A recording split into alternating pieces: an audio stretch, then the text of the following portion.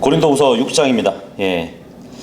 이 고린도후서 6장은 고린도 교회에 대한 사도 바울의 지극한 권면으로 이렇게 구성되어 있다고 볼 수 있거든요. 그러니까 바울은 자신의 사도권을 부정하는 그 사람들이 있었잖아요. 그들에 대해서 이제 자신의 사도권을 주장하는데, 자신의 복음 때문에 겪는 그 고난을 예로 들어가지고 정말 나의 사도권은 살아계신 하나님으로부터 받은 것이라고 그렇게 변호를 하는 장이라고 보시면 돼요. 그러면서 이제 고린도 교회가 또 자신을 사도로서 인정을 하고, 그리고 사도권을 거부하는 그 사람들은 분리하라고 그렇게 기록하는 장입니다.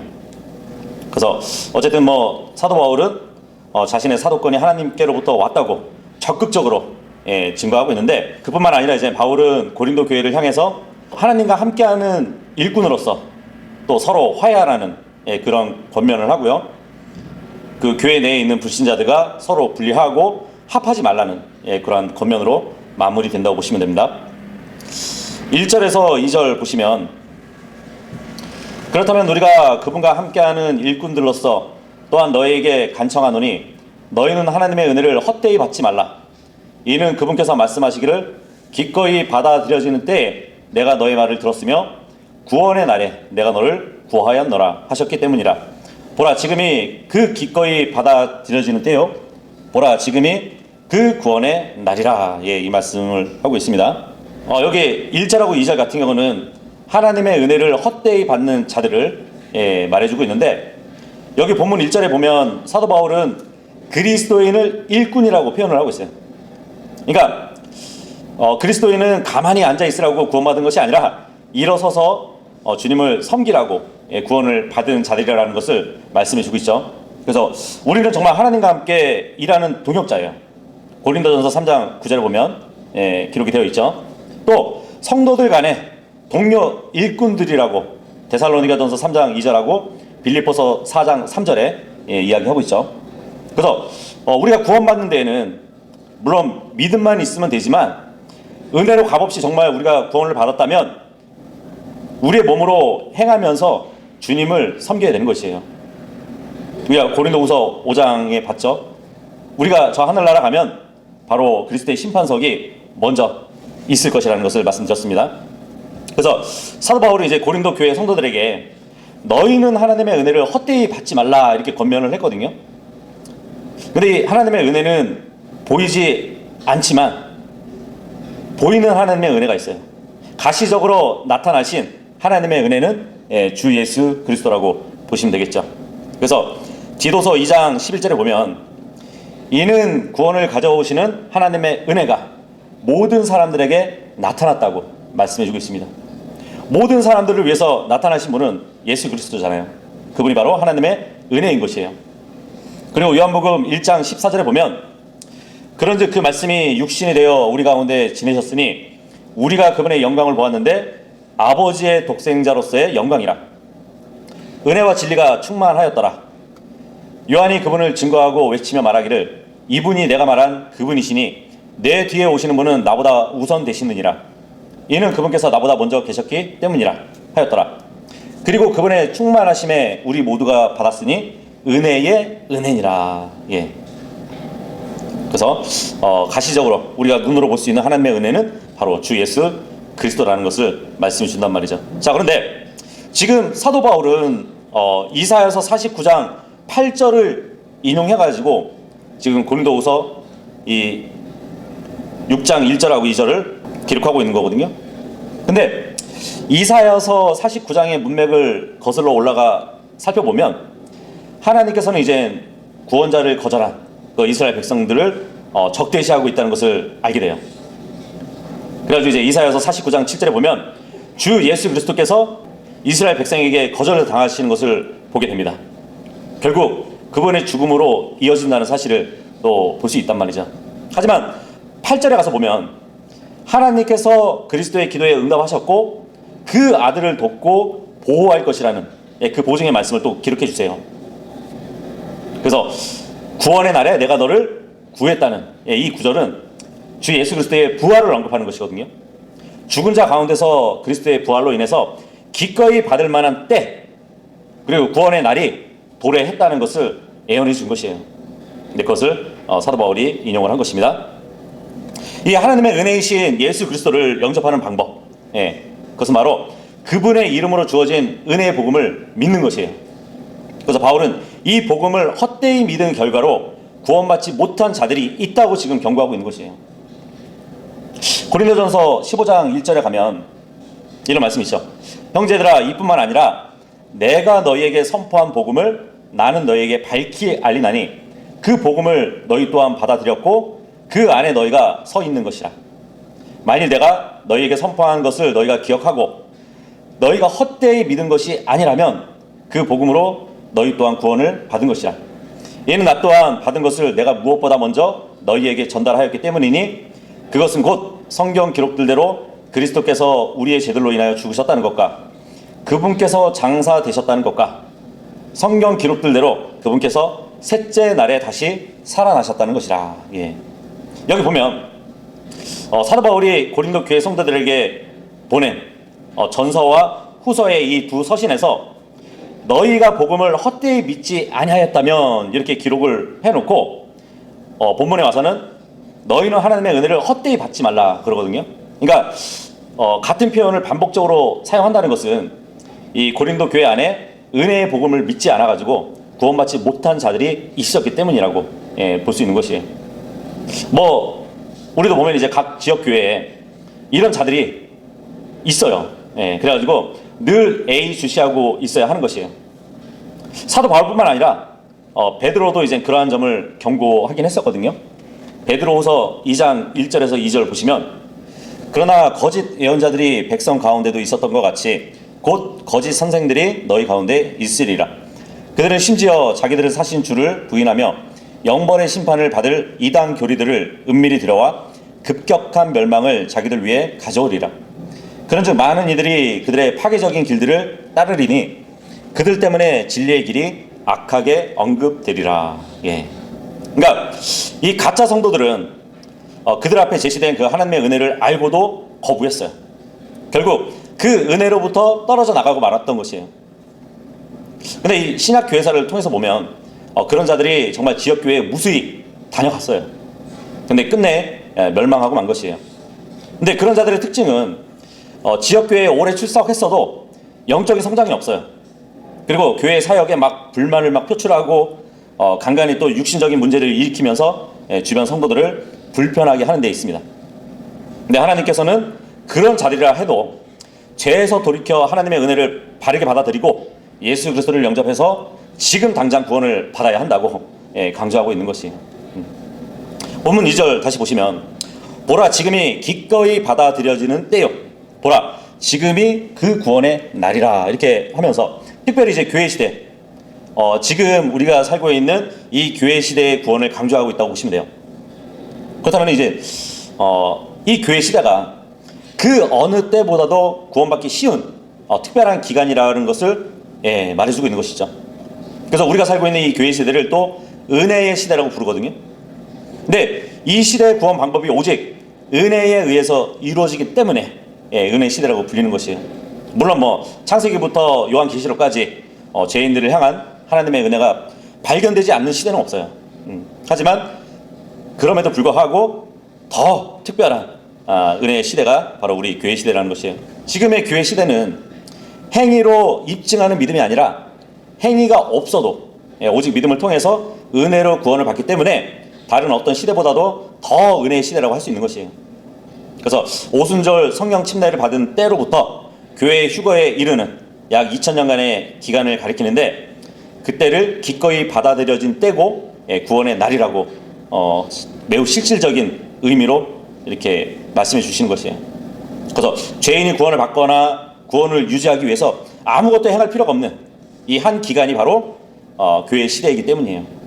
그래서 이와 같은 기간은 다른 어디에서도 찾아볼 수가 없는 것이죠. 본문 돌아와서 3절에서 10절까지 보시면 이 사역이 비난받지 않도록 어떤 것에서도 실족할 구실을 전혀 주지 아니하는도다. 그러나 모든 것들에 있어 하나님의 사역자들로서 우리 자신을 입증하나니 많은 인내에서 고난들에서 곤궁함들에서 괴로움들에서 채찍들에서, 투옥들에서, 소란들에서, 수고들에서, 깨어있는 일들에서, 금식하는 일들에서 그리하여 순수함으로, 지식으로, 오래 참음으로, 친절로, 성령님으로, 끊임없는 사랑으로, 진리의 말씀으로, 하나님의 권능으로, 오른편과 왼편에 있는 의의 갑옷으로, 존경과 오명으로, 악평과 호평으로 그리하고, 속이는 자들 같으나 그럼에도 진실하며, 알려지지 않은 것 같으나 그럼에도 잘 알려져 있고, 보라, 죽어가는 것 같으나 우리가 살아있으며, 징계받는 것 같으나 죽임당하지 아니하였고, 슬퍼하는 자 같으나 그럼에도 늘 크게 기뻐하며, 가난한 것 같으나 그럼에도 많은 이들을 부요하게 하고, 아무것도 없는 것 같으나 그럼에도 모든 것들을 소유하고 있느니라. 예. 지금 3장에서 10절까지 우리가 읽어봤는데, 이것은 하나님의 일꾼이라는 바울의 증거를 열거해서 기록해 주고 있는 것이거든요. 그래서 고린도 후서라는 이 책은 그리스도인 사역자를 위한 책이라고 보시면 돼요. 특히 1장에서 7장까지는 이제 바울을 비롯해가지고 그리스도인 사역자들의 사역에 관한 내용을 담고 있는데, 바울은 자신의 사도로서의 직무를 비난하는 그 사람들에게 자기가 왜 그리스도의 종인가를 같은 서신에서 개인적인 경험들을 통해서 입증을 해주고 있는 것이에요. 우리가 방금 읽어본 이 본문도 그런 점을 분명하게 제시해주고 있는 것이에요. 그래서 바울은 그 점을 제시하기에 앞서서 자신 스스로가 화해의 직무가 있다고 5장 18절에 말씀하고 있었죠. 근데 이 화해의 직무가 비난받을 만한 구실을 제공하지 않기 위해서, 어떤 일에서도 실족하지 않기 위해서 노력했다는 그 사실을 3절에서 강조하고 있는 것이에요. 근데 바울은 자신의 잘못으로 인해 가지고 합법적인 비난이 가해지지 않도록 매우 신중하게 섬겼던 것이에요. 그래서 세상과 하나님을 화해시키는 그 화해의 직무는 모든 그리스도인에게도 주어진 직무입니다. 그러니까 성도라면은 자기가 전하는 화해의 복음이 누구에게 비난을 받거나 모독을 받거나 그런 어떤 실적거리가 될 만한 것을 하지 않도록 주의해야 되는 것이에요. 하나님의 부르심을 받은 그 일꾼은 모든 면에서 본이 되어야 되는 것이에요. 근데 지금 사도 바울이 자신이 하나님의 일꾼으로서 입증하기 위해서 여러 가지 본들을 제시했거든요. 그렇다면은 모든 그리스도인들은 이 바울의 본을 따라야 되는 것이에요.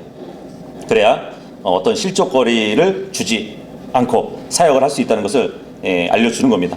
그래서 3절에 이어지는 이 내용들은 그리스도인 사역자로서의 삶이 어떠한가를 바울의 개인적인 경험을 통해서 증명하고 있습니다. 4절 보시면 많은 인내에서, 고난들에서, 곤궁함들, 그리고 괴로움들에서 이 사역자들이 겪어야 될 것을 말해주고 있는데, 이런 것을 겪으려면 사역자는 정말 많은 인내심이 있어야 될 것 같아요. 그래서 고난을 통과해야 되고, 필요한 모든 것을 늘 가질 수 없는 인생이지만 그것을 견딜 수 있어야 될 것을 말해주고 있습니다. 또 이런 것을 또 견디게 되면 동일한 처지에 있는 누군가를 또 위로할 날이 오게 될 것이거든요. 고린도후서 1장 4절에 보면 하나님께서는 우리의 모든 환난 중에서도 우리를 위로하신다고 말씀해 주셨어요. 그렇다면 우리도 어떤 공경 중에 있는 자들이라도 하나님께 받은 그 위로대로, 그 위로를 통해서 우리가 능히 그 사람을 위로할 수 있다고 기록해 주고 있습니다. 그래서 이 사역자는 자신을 곤란하게 만드는 정말 실제적인 그 위기들도 다룰 줄 알아야 된다는 것을 말해주고 있죠. 자, 그리고 사역에 있어서 채찍을 맞을 수도 있고 추억될 수도 있대요. 5절에 보니까 이 5절은 4절에 비해서 더 험난하죠. 근데 사실 이 라오디키아 교회 시대에 사는 사역자들이 매를 맞거나 감옥에 갈 일은 거의 없어요. 그럼에도 불구하고 사역자라면 자신을 멍들게 할 수도 있고, 피 흘리게 할 수도 있고, 매를 맞을 수도 있고, 감옥에 갈 수도 있습니다. 하지만 그런 것을 견뎌야 되는 것이에요. 자, 그리고 소란들이 있다고 합니다. 사도 바울이 데살로니가와 에베소에서 겪었던 복음을 전하면서 막 유대인들하고 논쟁하고 또 철학자들하고 논쟁했던 그러한 일이 있었고, 또 에베소 신전에 들어가가지고 복음을 전하는 바람에 폭동이 일어났던 그러한 일이 있었죠.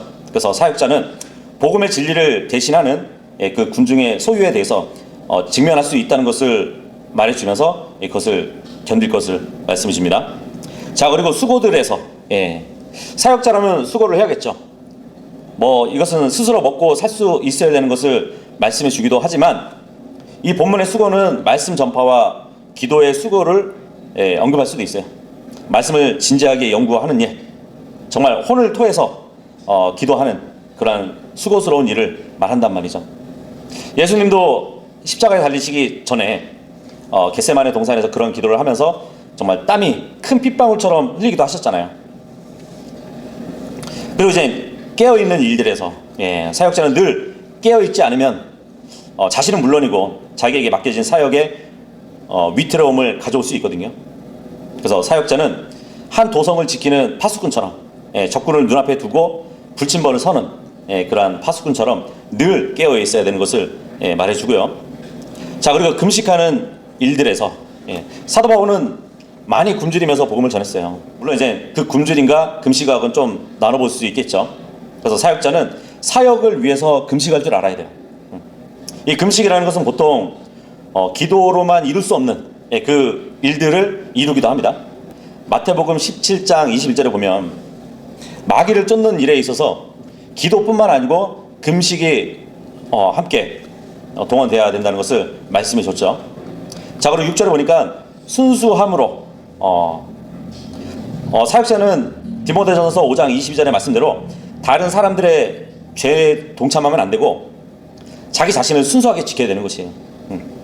자, 그리고 지식으로, 그렇죠. 사역자는 성경을 바르게 나누어 공부해가지고 진리의 지식에 이르러야 되는 것이에요. 뭐 교단 교리를 막 가르치고 어떤 전통을 사람들에게 가르친다면 그건 하나님의 사역자라고 말할 수 없는 것이죠. 자, 그리고 사역하는 데 있어서 오래 참음이 필요합니다. 사역자는 오래 참는 사랑이 필요할 것이에요. 실제로 이제 바울은 정말 사심이 없이 순수한 동기와 목숨을 돌보지 않는 그러한 헌신적인 노력에도 불구하고 그럼에도 불구하고 오해가 생겼어요. 막 불신이 생기고 또 분란으로 이렇게 이어지는 그런 일이 있었는데, 그렇기 때문에 열매 맺지 못한 일이 너무 많았는데 그럼에도 참았고 언제나 사랑으로 사람들을 대했어요. 그리고 자기뿐만 아니고 교회 성도들에게 그렇게 하도록 또 가르쳤습니다. 그리고 친절이 있다 합니다. 사역자는 자기를 박해하는 자들에게도 친절을 보여줘야 된다는 것이죠. 그리고 성령님으로, 사역자는 성령님의 능력과 권위로 섬겨야 되는 것이에요. 그리고 꾸밈 없는 사랑으로, 그렇죠. 사역자는 성도들을 꾸밈 없이 사랑해 줘야 됩니다. 자, 그리고 7절 보시면 진리의 말씀으로 하나님의 권능으로, 사역자는 하나님의 권능으로 진리의 말씀을 전파해야 돼요. 근데 이제 그 이어서 보면 오른편과 왼편에 있는 의의 갑옷으로 이 말씀을 해주고 있죠. 오른편과 왼편을 묘사하는 것은 마치 적군의 불화살로부터 자신을 보호하기 위해서 두 겹의 나무의 짐승의 가죽을 덮어가지고 만든 그 방패를 한 손에 딱 들고 다른 손에는 검을 든 로마 병사를 연상케 해주는데, 에베소서 6장에 보면은 이 그리스도인이 무장할 것은 하나님의 전신 갑주잖아요. 그 중에서도 공격용으로는 성령의 검, 방어용으로는 믿음의 방패를 갖출 것을 언급하기도 하셨죠. 그리고 8절에 보면 존경과 오명으로, 사역자에게 있어서 자신의 사역과 관련해가지고 정말 사랑하고 존경하는 자들이 있지만 반대로 조금 더 도움이 되지 않는 자들도 있어요. 그래서 사역자는 자신을 겉으로 존경하는 사람들을 매우 주의해야 돼요. 뭐 잘못된 사람들은 존경을 앞에서 표현하는 것 같지만 어느 날 문득 그냥 모욕을 주고 떠나는 사람들도 있거든요. 그래서 늘 사람들을 주의하고 봐야 되는 것이에요. 사도 바울은 이제 자신이 하나님의 일꾼이라는 것을 입증하기 위해서 여러 가지 본들을 이렇게 제시했어요. 그리스도인 사역자로서 자신의 삶이 어떠한가를 바울 자신의 개인적인 경험으로 증명을 했다는 것이죠. 자, 그런데 이 사역에 있어서 악평도 있고 호평도 있다 합니다. 그러니까 사역자에게는 자기를 험담하는 자들과 칭찬하는 자들이 공존한다는 얘기예요. 뭐 악평이 있다면 그들을 어떻게 대처할까 하는 막 머리를 막 굴려서 복잡하게 생각하지 말아야 될 것이고, 또 호평을 받는다면 뭐 그 사람들로 인해서 자신이 우쭐해지지 말아야 될 것을 또 주의하는 것이죠. 그래서 사역자는 뒤에서 비방하는 자들이 있음에도 불구하고 성실하고 사랑하는 태도로 일관해야 돼요. 또 다른 한편으로는 좋은 평가를 받고 싶은 유혹을 받기도 하거든요. 하지만 이런 유혹은 결국 자신을 교만하게 만들고 자기 만족으로 이끌어낼 뿐이니까 단호히 물리쳐야 되는 것이에요. 바울은 본문을 통해서 이제 악한 평판이 뭐 잘못되었다 할지라도 그를 해칠 수 없고, 좋은 평판이 참되다 할지라도 결코 그를 비뚤어지게 할 수 없다는 그러한 결연한 자세를 나타내고 있다고 보시면 됩니다. 자, 그리고 속이는 자 같으나 그럼에도 진실하다고 말씀을 하고 있죠. 그러니까 사역자는 마귀가 심어놓은 사꾼들로 인해 가지고 세상에서 동일한 사기꾼처럼 또 함께 엮여져 가지고 그렇게 사람들에게 있어서 같은 사기꾼처럼 여겨질 수도 있지만, 그럼에도 자신의 사역은 하나님과 성도들 앞에서 그만큼 진실해야 될 것을 말해주고 있어요. 예수님도 생전에 이 종교 지도자들한테 속이는 자라고 비난을 받기도 했었죠. 그리고 바울이 그리스도의 부활을 얘기했을 때 대적자들이 이제 바울을 가리켜가지고 거짓말한다고 이렇게 비난을 했었어요. 예. 그리고 바울이 고린도 성도들에게 부담을 주지 않는 것에 대해서도 속임수라는 비난을 받았어요. 예. 그럼에도 바울은 자기가 결코 거짓말하는 자가 아니라고 하나님 앞에서 강력하게 증언을 했죠. 근데 우리도 마찬가지로 이제 사람들한테 복음을 전하면 그런 허황된 말 하지 말라고, 하늘나라와 지옥이 어디냐고, 거짓말하지 말라고 그러는 사람도 있습니다. 그 사람들에게는 우리가 속이는 자들 같지만 하나님 앞에서는 진실한 자들이 바로 복음 사역자들인 것이에요. 자, 9절에 보면 알려지지 않은 것 같으나 그럼에도 잘 알려져 있고, 사역자의 목표는 이 세상의 관심을 받는 데 있지 않아요. 관종이 아니란 말이에요. 자신이 마땅히 해야 할 일로 주님을 신실하게 섬겨야 되는 것이에요. 뭐 이 세상에서는 무명하지만 저 하늘에서는 유명한 분들이 꼭 있을 것이에요. 또 성경에 기록된 인물들 중 보면은 몇 구절 안 나오는 그 이름들도 2000년 교회사에서 가르쳐져 왔다면 그분들은 정말 유명한 사람들이 됐겠죠. 자, 그리고 보라, 죽어가는 것 같으나 우리가 살아있으며 그럽니다. 근데 실제적으로 바울은 죽음의 위협을 여러 번 겪었죠. 거의 죽게 된 상황에까지 이르기도 했었어요. 근데 바울은 예수님의 죽음을 자신의 몸에 짊어지고 다녔다고 이렇게 담대하게 말하기도 했었습니다. 그러니까 이 세상에서는 죽은 자 같지만 주님 앞에서는 살아서 복음을 전하는 사역자들이 되어야 된다는 것이죠. 그리고 징계를 받은 것 같으나 죽임당하지 아니하였고, 사역자는 때로 하나님께 징계를 받을 수 있어요. 매를 맞을 수 있다는 얘기예요.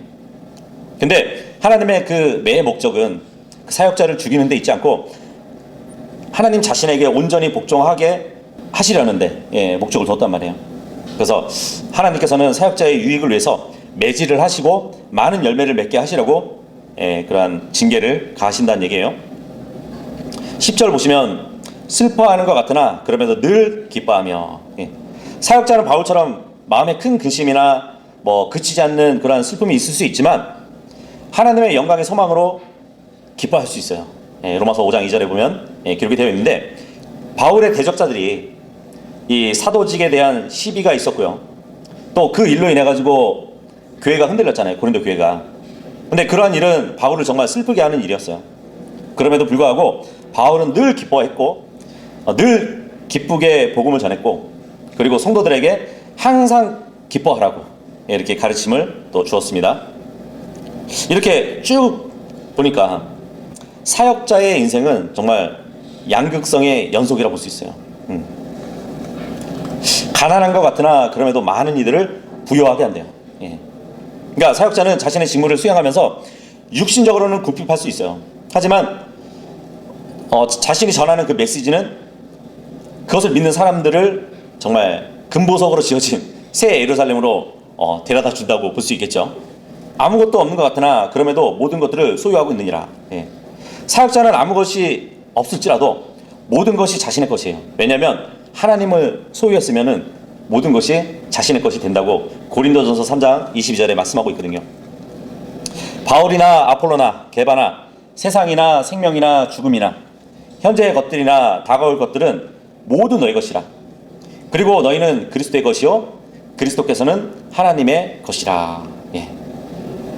하나님의 아들이신 예수님은 인간의 부유함을 위해서 스스로 가난한 자가 되셨어요. 근데 바울은 이런 그리스도를 아는 고귀한 지식 때문에 스스로 자신을 부유한 자라고 생각을 했었습니다. 바울이 또 많은 사람을 부유하게 할 수 있었다는 것은 물질적인 부를 얘기하지 않아요. 하나님의 은혜로 인한 그리스도의 복음을 전파하는 사역으로 그들을 영적으로 부유하게 만들었던 사역자였다는 것이죠.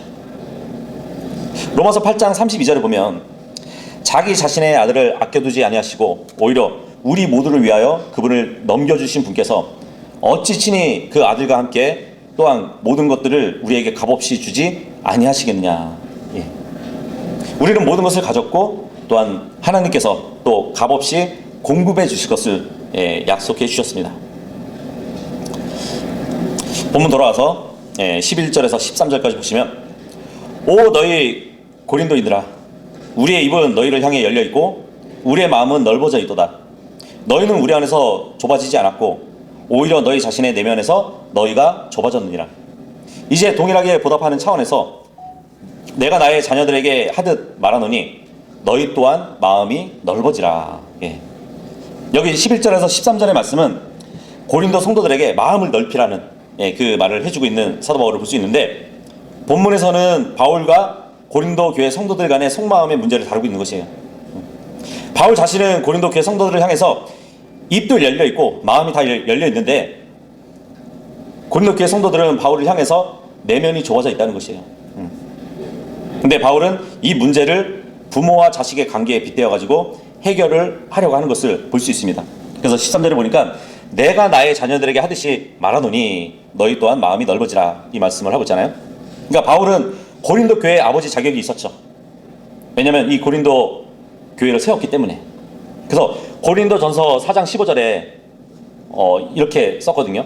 이는 너희에게 그리스도 안에서 1만 명의 교사들이 있다 할지라도 너희에게 많은 아버지들이 있는 것은 아니기 때문이니 그리스도 예수 안에서 내가 너희를 복음을 통하여 낳았기 때문이라. 예. 우리가 일상에서도 보면 부모는 자기가 낳은 자식을 향해서 쉽게 입을 닫거나 마음을 좁히지 않아요. 근데 반대로 이제 자식은 부모에게 입을 닫기도 하죠. 마음을 좁히는 일도 밥 먹듯이 합니다. 근데 부모의 사랑과 이 속 중심은 자식을 늘 둘러싸고 있어요. 근데 자식은 부모를 향한 그 사랑과 마음이 부모님에 미치지 못하는 경우가 허다해요. 그래서 바울은 고린도 교회 성도들의 영적 아버지였기 때문에 자신이 열려있는 그 내면에 대해서 너희도 보답을 해라. 이 말을 하고 있는 것이에요. 근데 그 방법이 뭐냐면 너희들의 마음을 넓히라고. 바울 사랑에 대해서는 소심했다는 것을 말해주고 있는 것이에요. 그래서 고린도 교회 성도들의 그 기분과 감정이 존재하는 그 내면이 좁아져 있기 때문에 바울을 사랑할 여지가 없었다는 것이에요. 하지만 바울은 그 성도들에게 사랑받을 만한 충분한 이유가 있었기 때문에 자기가 그동안 고린도 교회 성도들에게 베푼 사랑에 대해서 그들이 보답해야 된다고 말을 하고 있는 것이에요. 그동안 받은 그 사랑을 생각해서 그 좁아진 마음을 넓혀야 된다고. 이렇게 사도 바울에게 받은 그 사랑과 은혜를 잊어버리고 오히려 그 사도 바울을 육신적으로 판단하는 것은 정말 성경에서 금지하는 일인 것이에요. 14절에서 18절까지 보시면 너희는 믿지 않는 자들과 더불어 공평하지 않게 멍에를 같이 매지 말라. 그러므로 의가 불의가 함께 무슨 교제가 있겠느냐. 그리고 빛이 어둠과 함께 무슨 교감이 있겠느냐. 또 그리스도께서 벨리알과 무슨 화합이 있겠느냐. 또는 믿는 자가 불신자와 어떤 부분을 함께 하겠느냐. 그리고 하나님의 성전이 우상들과 어떤 조화를 이루겠느냐. 이는 너희 살아계신 하나님의 성전이기 때문이라. 하나님께서 이같이 말씀하신 것과 같으니 내가 그들 가운데 거하고 그들 가운데 다니겠노라. 그리고 나는 그들의 하나님이 되겠으며 그들은 나의 백성이 되리라. 주가 말하노라. 이런 이유로 너희는 그들 가운데서 나와 분리하라. 또한 그 불결한 것을 만지지 말라. 그리하면 내가 너희를 영접하겠노라. 또한 내가 너희에게 한 아버지가 되겠으며 너희는 나의 아들들과 딸들이 될 것이라. 전능한 주가 말하노라. 여기 14절에서 18절까지는 이제 성도의 성별에 대해서 기록을 해주고 있는데 이 본문은 그리스도인이 자신의 마음에 반드시 새기고 있어야 할 말씀이에요.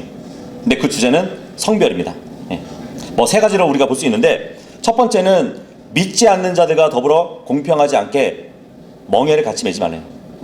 근데 이 말씀은 특히 고린도 교회 안에 있는 육신적인 무리들과 어울리지 말라고 하는 의미입니다.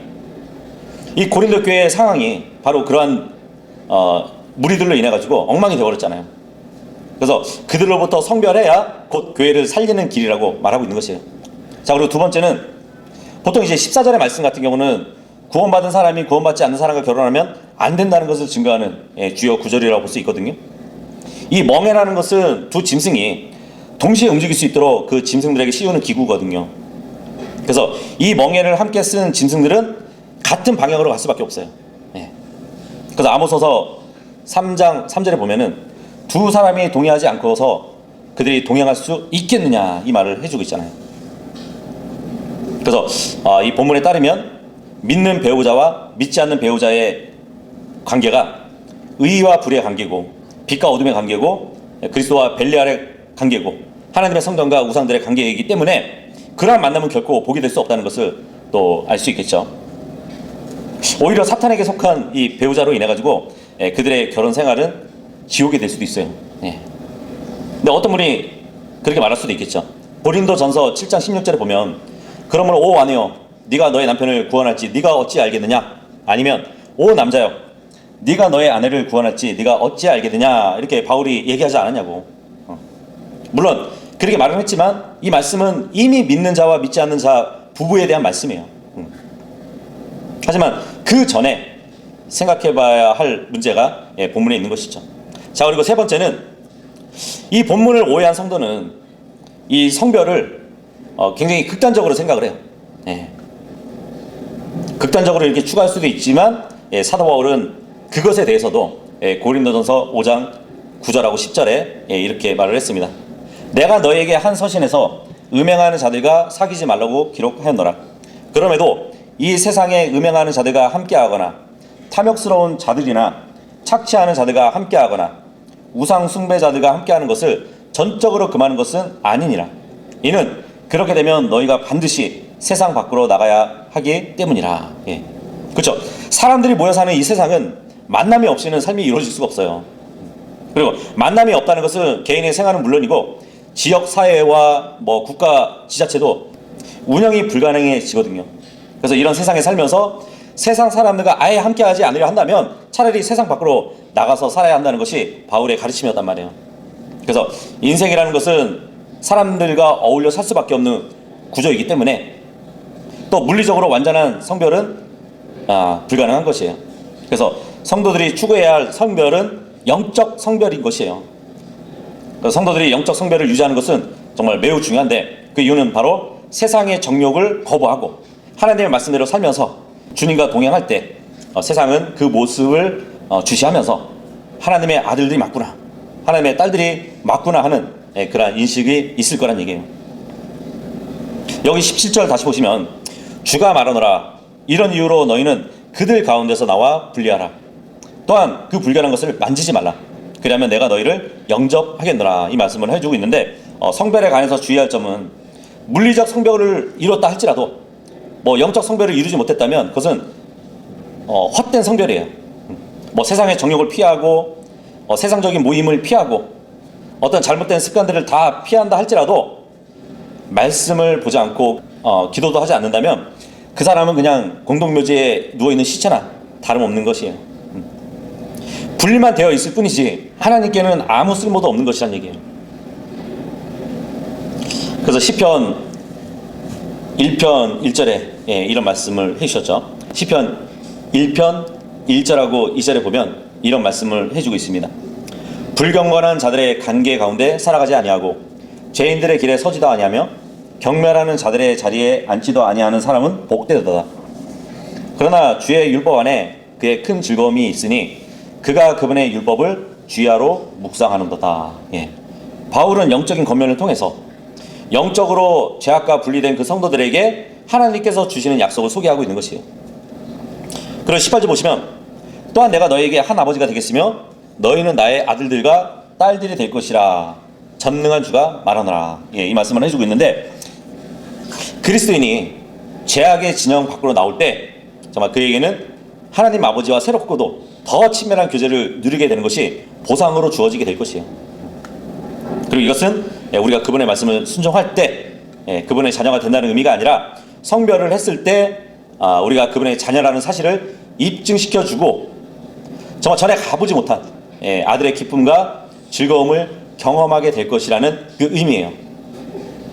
그래서 주 예수 그리스도가 하나님의 사랑하는 아들로서 또 세상의 구원자로서 존경과 경배를 받지 못하는 그곳에 우리가 서 있다면 단호히 우리는 그것을 떠날 수 있어야 되는 것이에요. 그래서 오늘 전체적인 문맥을 보니까 고린도 교회 안에 있는 구원받지 못한 이 거짓 사도들로부터 성도들이 분리될 것을 말하면서 또 자신의 사도권을 입증하는 것을 우리가 살펴봤습니다. 다음 주에는 7장을 보도록 하겠습니다.